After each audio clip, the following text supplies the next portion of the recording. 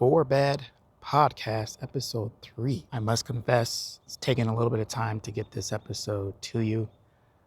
Life, challenges, delays, birthdays, all these things, but it's here, it's coming. You're about to listen to it. There's a message I want to give to you that actually goes with this episode. It's kind of a reminder. It's a reminder that you are enough because you are human. And you're not a problem. You may have 99 problems, but you are not one. And when we are called to change something in our lives, whether it's an internal call or somebody's calling it out or calling in, it's actually an opportunity for us to grow and change by design. There's some resistance to that, but we're always changing anyway. So the question is, do we want to change by design or change by default? And that default is fear. So this episode was really about growth edge. So enjoy it. And then if you stick around to the end, the long, overdue, but right on time, 40 bars of abundance from influence, I think you'll like it. So anyway, catch you on the other side. As always, Genius Over Doubt. Deuces.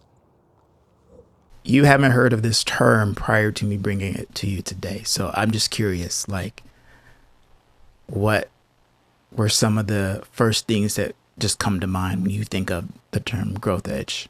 When I hear growth edge, I think about being like in a physical location, like at the edge of my growth or like the edge of my potential, and Mm-hmm. trying to expand and intentionally in certain direction. So for Mm-hmm. me right now, I'm trying to develop my sales skills at work, but at the same time, I'm also trying to expand my capacity to be more present in the home as well. So I can still Feel that. get the things that I need to get done while I'm doing for others. So I feel like I'm at the edge Nice. of growth, but in like two opposite directions. Yeah, I feel that. All right, you pretty much got it, head on. It's an area of focus that we're seeking to improve in. And it's often where we don't find a lot of comfort in these areas. Um, when folks talk about pushing their comfort zone, what they're really pushing is a growth edge more often than not. And it's easier to stay within our comfort zone and even pick challenges and not look at the areas that we need to improve in, but, kind of stay in our lane. But for those of us who are on that personal development path and crave mastery of self, you're often encountering your growth edges. So you're mentioning a little bit of your growth edges somewhere in this the tension between like wanting to improve your sales skills and like just being available and present at home. Do you want to go more into that a little bit? Oh yeah, so I'm sure we all kind of struggle with life balance to some degree, and I don't try to pretend that like my life is so much more difficult than the other person's. I don't have kids yet, you know what I'm saying? So it's not like I have too much going on that's outside of my control. But even with that, it's still difficult to find the time to try to like develop at work because I have to spend time like learning things, spend time trying to apply these things and kind of figure out the algorithm so I can steadily improve because there is a very urgent sense of competition at work when you are in sales.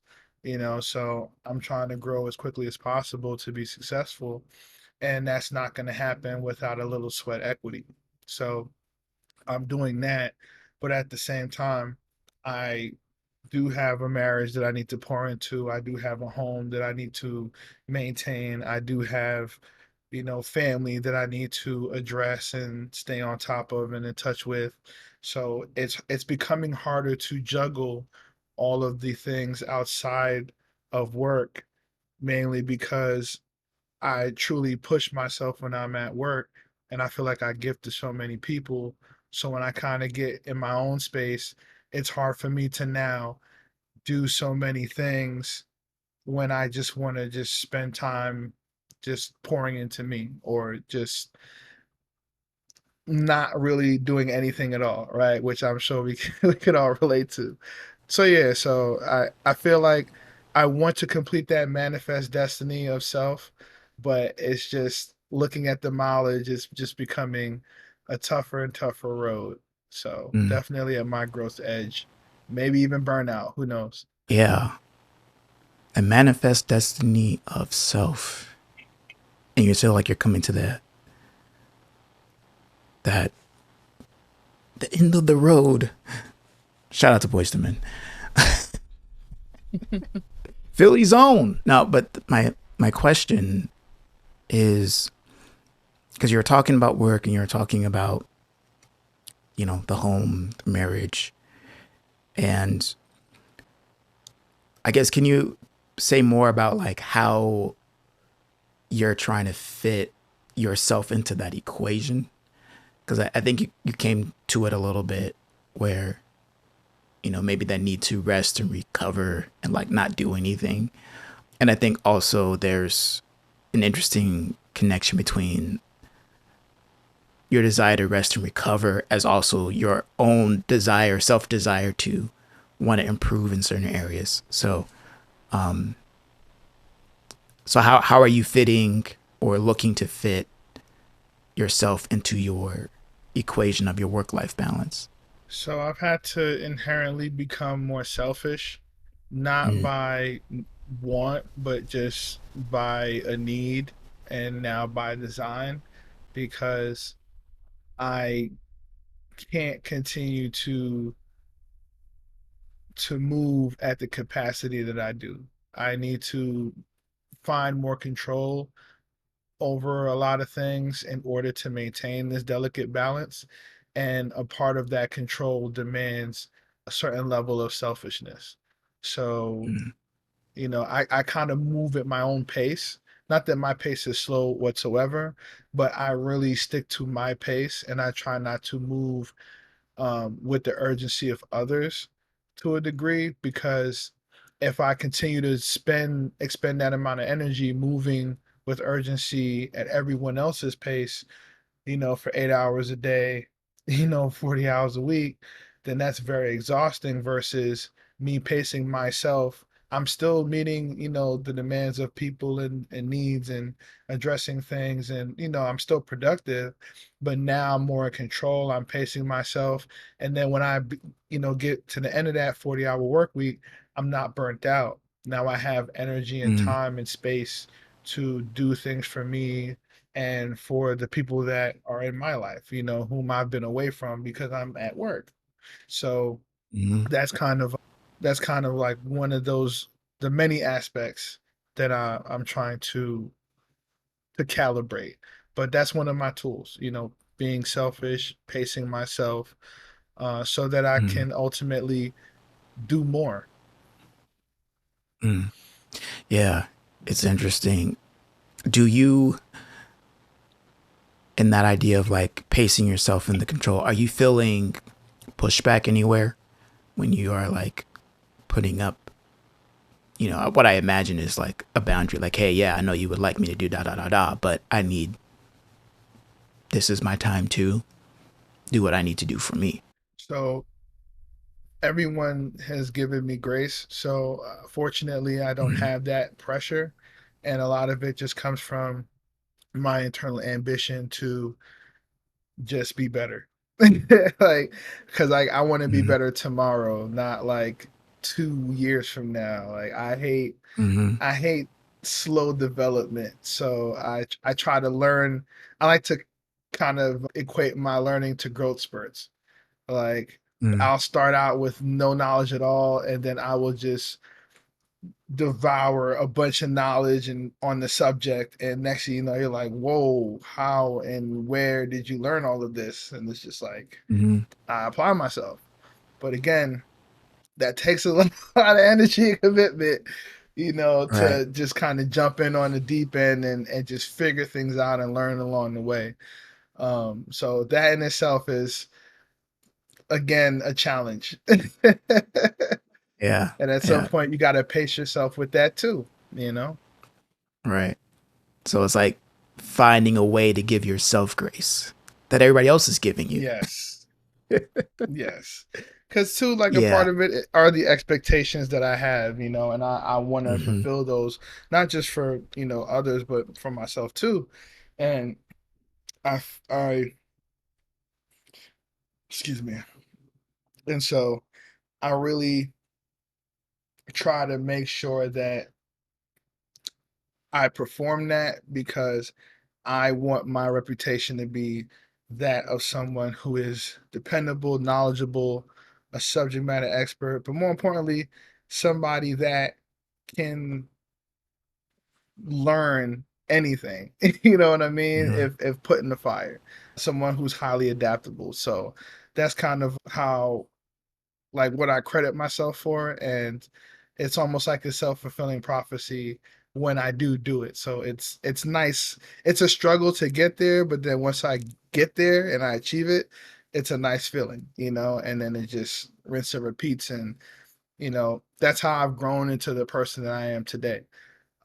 But it's definitely it has to be more of a marathon at this point in time rather than a sprint.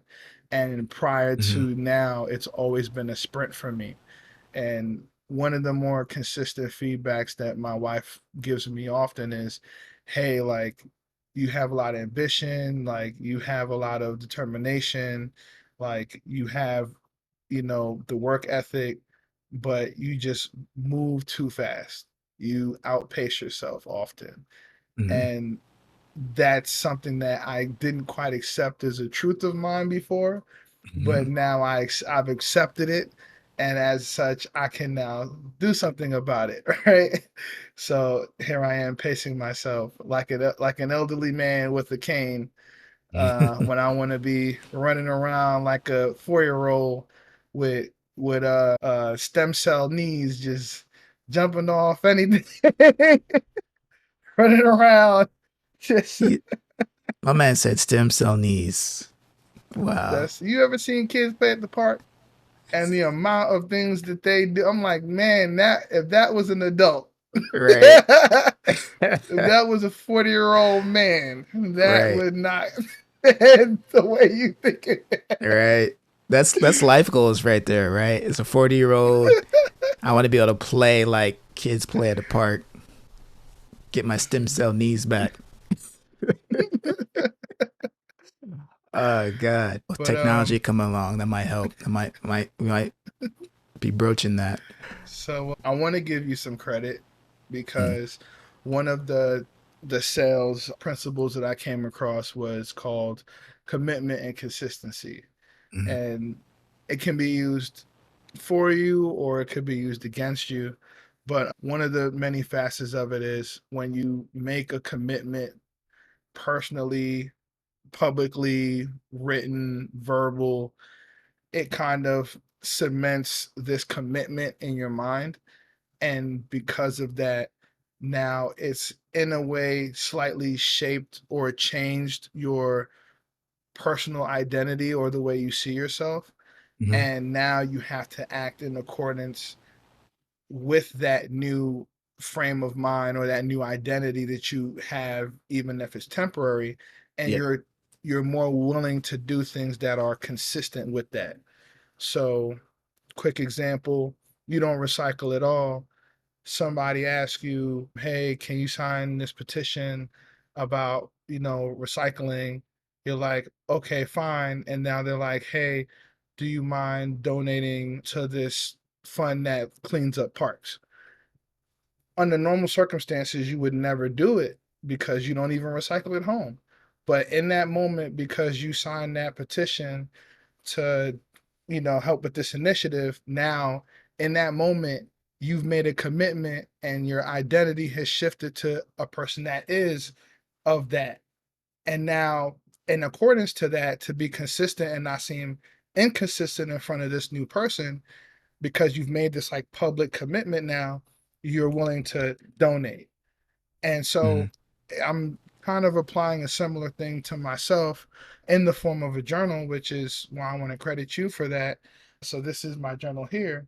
I'm calling it my Hey, commitment journal.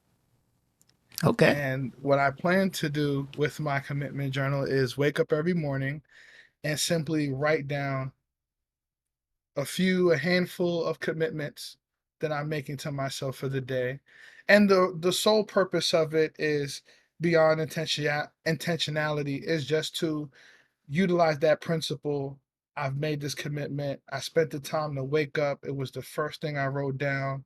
And now as I go throughout my day, I'm trying to live up to the commitments that I made, even though they're quiet and to myself, but that Mhm. should have enough of a lasting impact, I hope, to start motivating me to do the things that I keep saying I'll do, but then never kind of getting across to doing it. So, commitment journal Yeah. is the next Shouts step out for to the me. commitment journal. Yeah. No, that's dope. Yeah, I mean, this whole podcast, is based on 4 bars a day and really supporting the work and writing 4 bars a day, but really developing a daily writing habit. And it's a moment to pause and reflect, and you can do anything with it. So, for example, like with you in the commitment journal, I'm not saying you could do this, obviously. I'm not saying you should, but you could say, all right, here's my commitment, and then write 4 bars on that, right? Just as a way to have fun with it. And, or you could just write your commitment, and that's still, your 4 bars a day, even though it may not be four, right? Because the point is just to develop that consistency and to really, what I hear you saying in that commitment journal and as developing as a practice is like, okay, who do I want to become? And writing it down and making it clear to yourself. And now, with that intention set, you're looking to align your actions to who you want to become. And of course, you'll experience growth edges with it. Excuse me. You'll experience your growth edges with it. And I think that's where the grace that others give you, you'll want to be able to give yourself while you are still implementing this practice and being guided by essentially the best vision of yourself, you know? And I think that's to me, that's ultimately personal development work, is taking the time to connect with the best vision of ourselves. So thinking about my growth edge at this moment, it's a challenge to end every day in a positive state, and more in particular, end every work session in a positive state. Because what I've noticed throughout my throughout this year, I had goals, still have goals and commitments. I want to be more consistent with what I do with Rhyme Masters and the content and growing the channel. And I've seen my output fluctuate like it always does and has been for like the last, few years. And as it fluctuates, so does my state. So does my present sense of how I feel, right? That's what I mean by state. And I realized I was very attached to the outcome. So I was looking to achieve a certain level of productivity. So let's say like, oh yeah, I'm gonna send an email every day, right, to my email list. And for some reason, life happens. I'm not able to send that email. and then I feel my state is low, right? I feel, sad about that, annoyed, angry, all those things. If like this particular week is is a festival week in my household because essentially my wife, my youngest son, and my oldest son all have birthdays within the week. So there's a lot going on, a lot of responsibilities I have, right? That I want to celebrate their lives, obviously. And I struggle to find time to make progress in work that I care about as it relates to my master's. So my state is up when I'm making progress. My state is down when I'm not making progress. So if this doesn't change, then I am always addicted to the conditions in order to feel a certain way. And the problem with that is, when I feel good, it's like, yeah, okay, I'll do more. I might even push a little bit beyond my means, beyond my cognitive abilities, stay up way too late because I'm in a flow. And then when I have to pay for it on the other side of it, trying to operate on like 3 hours of sleep, then I'm not as present and for my family, present at work, right? And I'm feeling in a bad state. So very much related to, you know, your edge as far as this work life balance thing. And I don't really look at it necessarily through that lens, just cause I think, and again, this is just for me. So when I hear the phrase work life balance, it's stagnant in my mind. Like there's a point where everything will be balanced, kumbaya, everything is good, and it's frozen. But life doesn't freeze, right? It just keeps going and keeps going. So if you've ever been on a balancing board, it's constant, you know. And for those who are really good at balancing, they look still, but internally, they're constantly, their muscles are constantly stabilizing, right? Mm-hmm.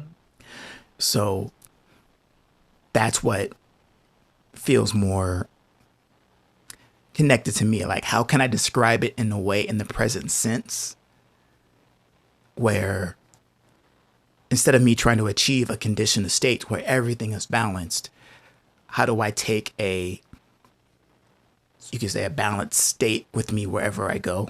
How do I take a positive state with wherever I go?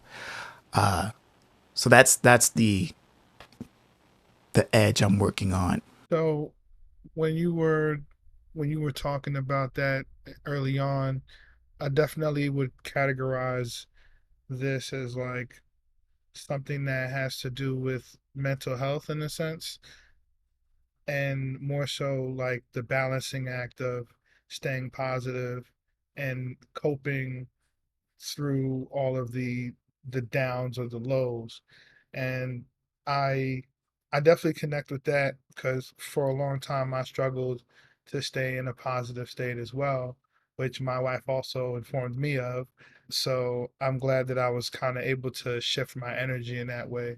But I do I do very much understand being connected to the result and having that deeply impact how you choose to move forward.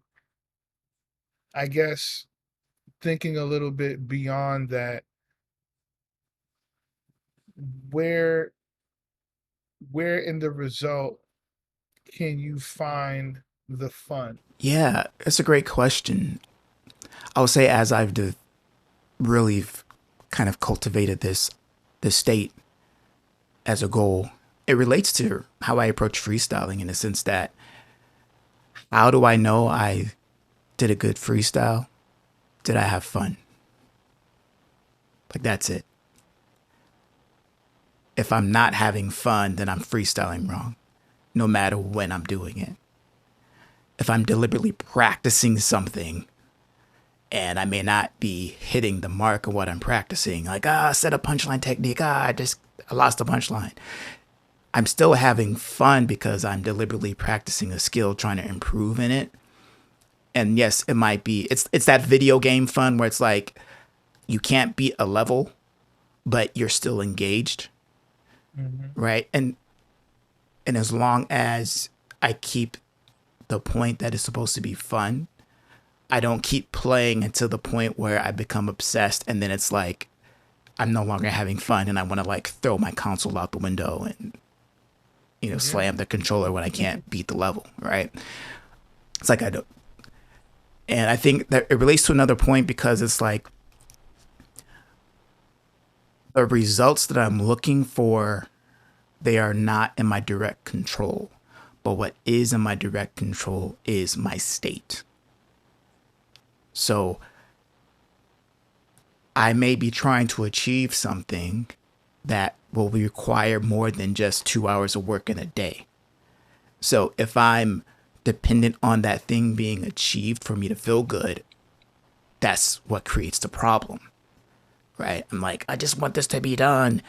But if I work in a way where it's like, okay, I put in 2 hours of work on this today, I'm grateful for the effort I put in. I'm grateful for what I'm learning. I believe that I will be able to get the result I'm looking for. I believe the work I did was quality.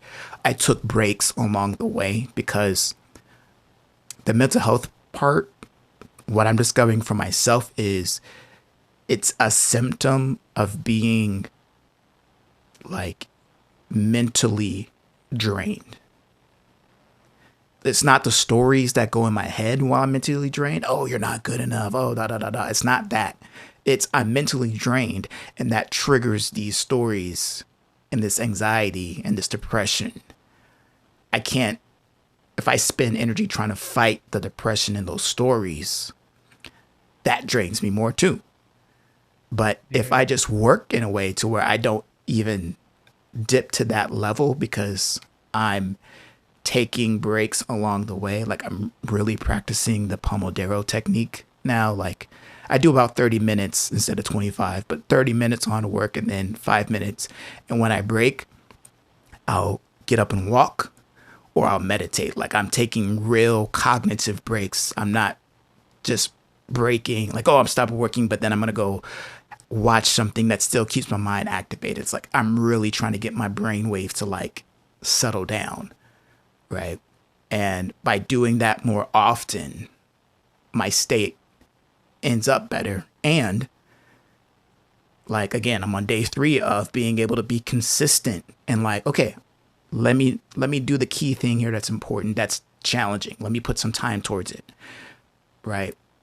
And if I just keep giving it good quality time, good quality state time, like I'm in a good space, got a lot of energy, I'm working on the hardest thing, and then I take a break. If I just keep doing that, I'll eventually get to a place where I'm proud of my output. And then whatever the results are, I'll learn from them to continue to improve. But most importantly, my state is starts in a positive place and ends in a positive place. And it's not determined by how well I am, excuse me, how it's not determined by how well I am beating the levels, beating the challenges. The best example of that that I can give are my nephews playing video games, because they'll be running like the mission is to kill that boss, and they barely know how to use the grappling hook, right? But for them, their personal joy and fun is coming from grappling this creature that keeps walking by. And they're gonna become Mm-hmm. the best creature grappler in the forest, right? And next All thing you right. know, they're doing all this creative stuff with the grappling hook. Like, how you learn that? That's cool, man. I didn't even know that was possible in the game. And it's just like Mm-hmm. I feel like that's a perfect example of what we're trying to achieve, where it's like forget the pressure and the tension and the anxiety of getting this result. Let's find something that's fun in what we're doing. But guess what? Learning and mastering that grappling hook is still going to help us get to that goal later on. But right now, we're just having fun with this grappling hook, and that's okay too. And I think sometimes we got to just remind ourselves it's okay to just have fun with this thing, even if it means we don't get to these other things right away. Mhm. Pacing yourself. Yeah, definitely. Well, let me say this before I forget. A book I recommend to anybody, but I think for you as well, is The Art of Impossible by Steve Coulter. And I bring it up because, like, we both share high ambition. And I think in thinking about achieving, what's impossible or like levels of greatness for ourselves, it helps let you know what's scientifically helps. And part of what scientifically helps is actually like recovery and like deliberate resting. And so it's just a very interesting thing because I think we grew up with the conditioning of hustle, go, go, go. You sleep when you're dead, right? This Yeah. I vacation December 32nd, something, all these, great bars to show grit, but and willpower. And the reality is those are finite resources within ourselves, right? Grit and willpower are finite resources. They don't last. And then that's why we succumb to our impulses later in the day or later in the month or whatever it is, because that type of energy wears out. So your ability to recover quickly is actually where elite performance gets separated from average performance. And so there's a whole lot of other good stuff in that book. And then I don't know where I heard this, but I think it's helpful, where it's like without play, you experience overwhelm. So after discussing our growth edges, here's what we're about to do. Here's what makes this podcast special from all the other podcasts out there, is we take inspiration from our discussion and write 4 bars based on it. And we're going to do something a little bit different. Usually we write about our own ideas, but I thought it would be interesting to switch it up. So the 4 bars that I will end up writing will be on what influence has shared and things I've took from it, and he'll be writing on what I've shared. So yeah. And I don't know if we'll show this or not, but you'll see a little bit of my process using the word web technique. I tend to show this as a way to help those growth rap writers out there, as a way to show you how essentially, bars come together, at least for me, and also show you a tool that you can use to be able to do some of the mental work to be able to find the connections, find your rhymes, find what you want to say. So make sure you check that part out if it's shown in this video, or maybe shown in a separate video. I don't know. But either way, we will show you the result of our efforts.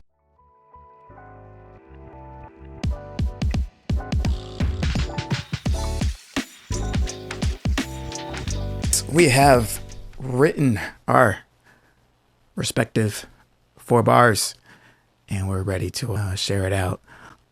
Influence, do you mind sharing Yes, sir. first? All right. So here we go, a cappella. And the child plays with the locks till they open. As a man, I'm just living in the open. Swimming upstream as I stream to the cloud. Time to elevate, rise above thunderclouds. Hey, nice, nice, nice. Talk through it a little bit. I guess what's operating underneath these 4 bars for you? So I really stuck to the concept of mental health, and the key point that you brought up about trying to stay positive, no matter the outcome, and not allowing that to kind of affect or dampen your mood. So the inner child element would speak to that mental health. So, like as a child, I would play with these locks, these barriers, these things that were holding me back. And as a man, I'm just living outside now. Like I'm living in the open. So like I've overcome those challenges. I've kind of done the work. And as a result, I'm trying to swim upstream, right? Become better, do greater things. But as we all know, going upstream is difficult because Mm-hmm. you're going against the current. So it's almost like going back to that book, The Art of Impossible, that you mentioned. Mm-hmm. And as I stream to the clouds was more so in reference to being on display. So I think about like what you and I do. We do what we do in a public forum. It's on display, you know. So kind of putting ourselves out there over and over again, and not being impacted when the results aren't what we want. When we get negative criticism, when people don't like our art or our expression. So that was kind of what the last line was talking to when I said, time to elevate, rise above. Shout out to Travis. Rise Mm-hmm. above, thunder clouds. We're rising above that depression that you mentioned, those negative emotions, that we're going to stay bright and positive like the sun that sits above all those nasty things that, we're trying to exercise from our lives. Nice. You're going to learn today. All right, breaking it down. Breaking it down. Do my acapella real quick for my 4 bars. All right. Back when my knees were young, had the ambition of the sun. Energies for days in the playground I run. Fell off the slack lines just for fun.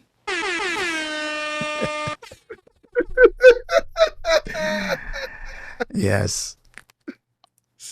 Salute. Thank you. Thank you.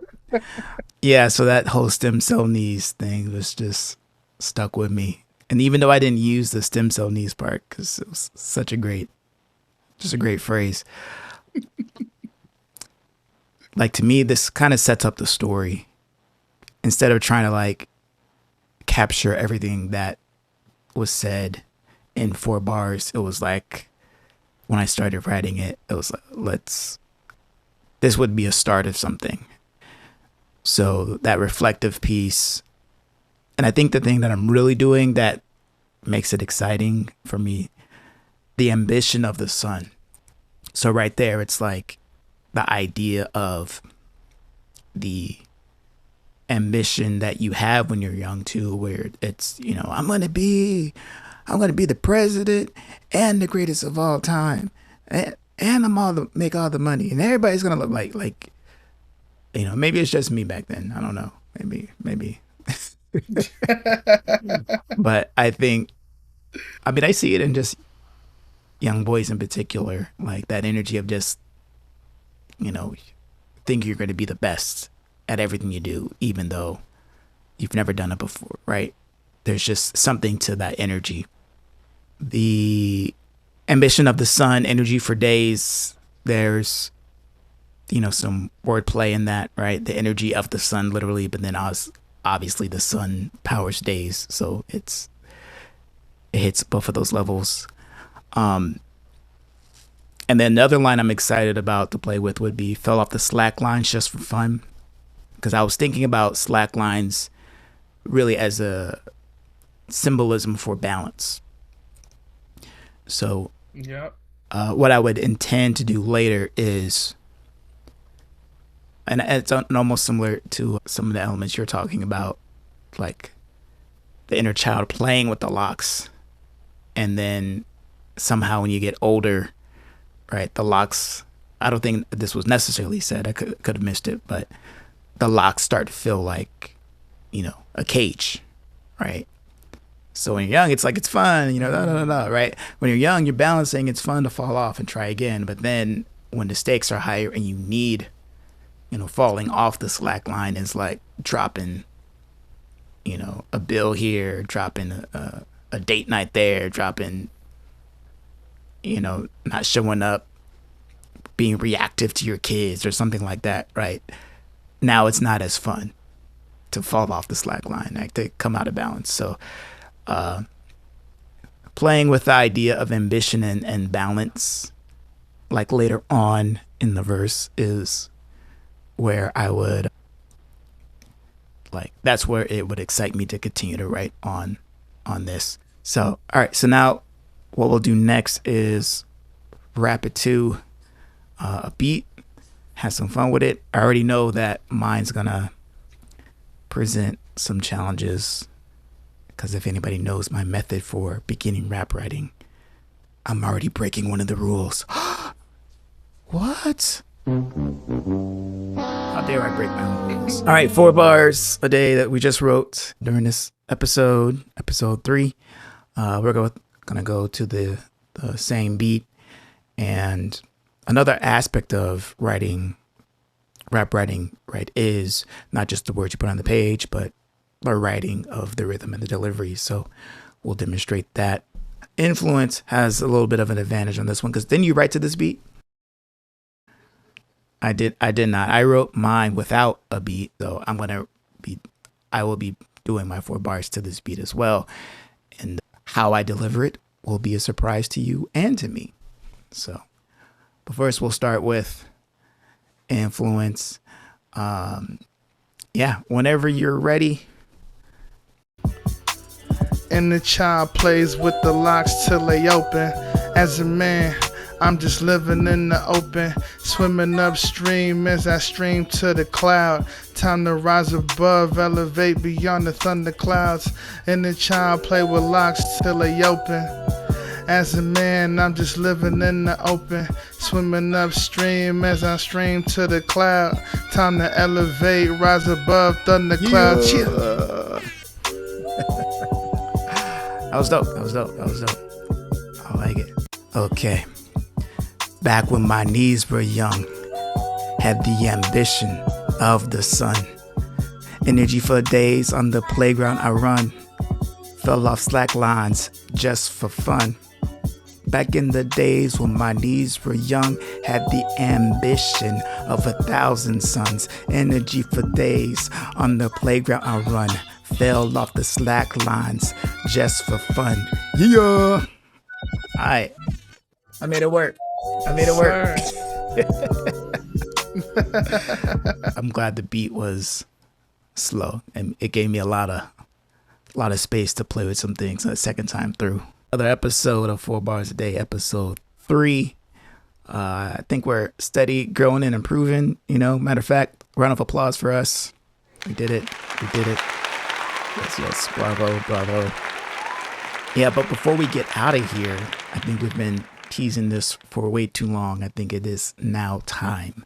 So if you go back to episode 1, we were talking about abundance, and Influence got so inspired, he influenced his own influence and wrote something like 40 plus bars on abundance. And he was like, Desmond, I want you to hear this. It's like, cool. And all right, I'll hear it the next episode. So I forgot and gave him more time to actually just record it as a demo. So, sorry, not sorry. Like if I would have remembered, it would just been, just bars, but the influence was more influenced and inspired even to even drop it as a demo. So we're going to hear that. Again, Trav, tap back in. All right. So let's hear this out. I've even dubbed this 40 bars on abundance because I had to give it a name. So even though I haven't heard it, that's the name of this. So it's what's coming up next. All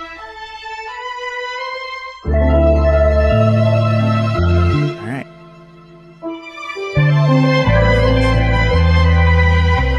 Zika.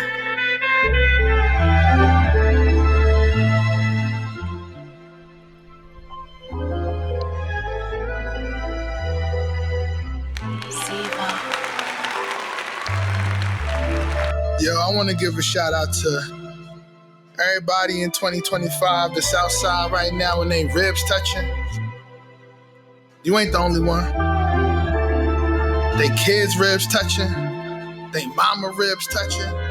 Even the dog's ribs touching. Crazy. Let me make this abundantly clear. Didn't have enough, need abundance to share. Fighting for life while I struggle with fear. Lost everything, couldn't shelter my tears. So I travel in abundance from potato to couch. Searching for opportunities to squat in the house. Living off the land like I came from the south. I just want a grill, put some gold in my mouth.